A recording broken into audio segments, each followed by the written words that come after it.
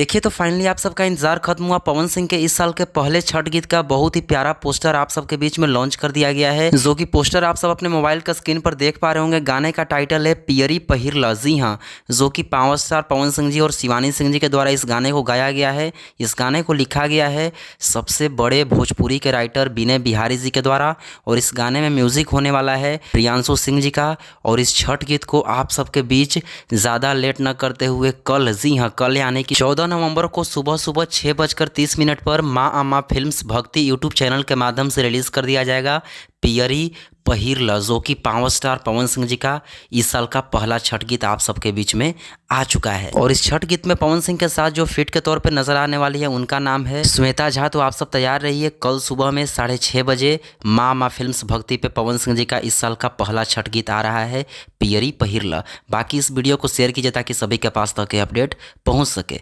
धन्यवाद।